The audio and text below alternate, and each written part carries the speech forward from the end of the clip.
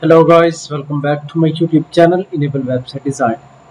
In this video we are going to discuss how you can get back recent tabs in Google Chrome browser. So for example, if you are working in Google Chrome browser, then accidentally you have pressed this cross button and all of the tabs are closed.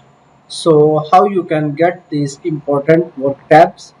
For example, let me go and click here, cross button, and now all of the tabs are removed. So now I want to get back. Let me go back in Google Chrome browser, and after that, now let me select one of the user and then click on three dots, then go here, history, and here you can see recent tabs. So these are the 25 tabs. Then go and click on restore window. Here you can see this one. So now all of the tabs are back.